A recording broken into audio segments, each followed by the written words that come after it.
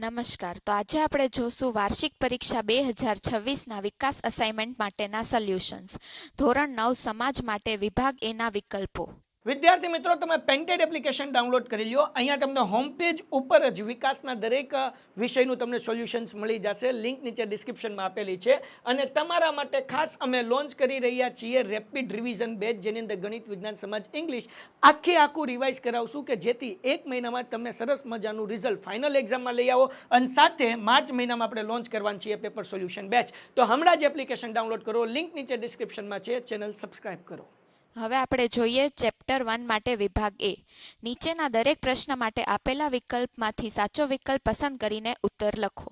ભારત આવવાનો જળમાર્ગ કોણે શોધ્યો? Vasco da ગામાએ.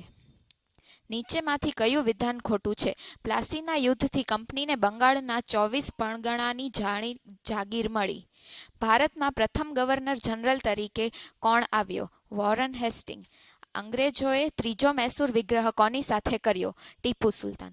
ભારતમાં જાહેર બાંધકામ ખાતાની સ્થાપના કોના સમયમાં થઈ?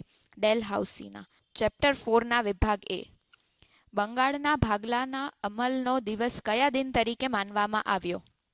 રાષ્ટ્રીય શોક દિન. ગુજરાતમાં સશસ્ત્ર ક્રાંતિની ભૂમિકા કોણે તૈયાર કરી હતી? અરવિંદ ઘોષે.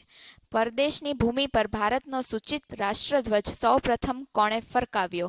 મેડમ ભીખાઉજી કામાએ. ગાંધીજીના રાજકીય ગુરુ કોણ હતા? ગોપાલ કૃષ્ણ ગોખલે. કયા સુધારાએ મુસ્લિમોને કોમી મતદાર મંડળો આપ્યો? Moll Minto. હવે છે ચેપ્ટર 7ના વિભાગ એ.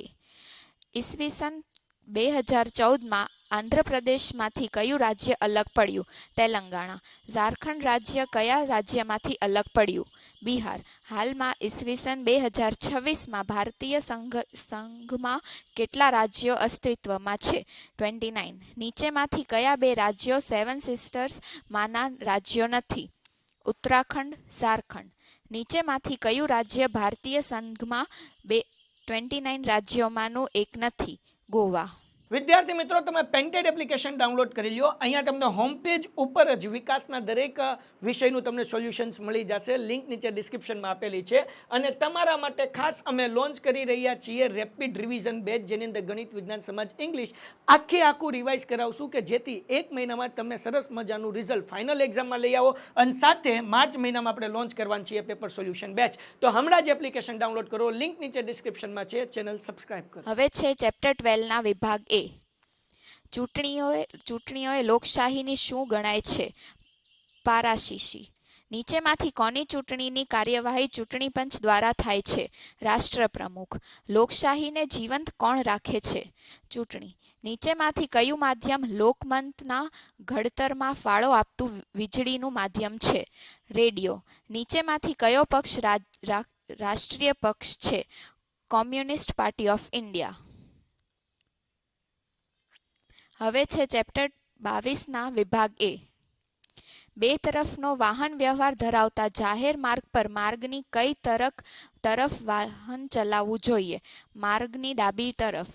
કોઈ માર્ગ પર એક કરતાં વધુ લેન હોય ત્યારે ભારે વાહન કઈ બાજુ ચાલવું જોવે? માર્ગની ડાબી બાજુ. કેવા વાહનને આગળ જતા અગ્રતા આપવી? આપાતકાલિક વાહનોને. ડાબી તરફ જવા માંગતા વાહન ચાલકને કઈ લેનમાં આવી જવું જોઈએ? પોતાની ડાબી તરફની લેનમાં. જો માર્ગ વન વે હોય તો તેમાં જે દિશામાં વાહન વ્યવહાર પર પ્રતિબંધ હોય તે દિશામાં ન જવું. તો હવે આપણે મળીશું બીજા વિડીયોમાં નવા સોલ્યુશન્સ સાથે. ત્યાં સુધી તમે ચેનલ સબસ્ક્રાઇબ ન કરી હોય તો કરી નાખજો. અને જો કોઈ ડાઉટ હોય તો તમે કોમેન્ટ સેક્શનમાં પૂછી શકો છો. ધન્યવાદ.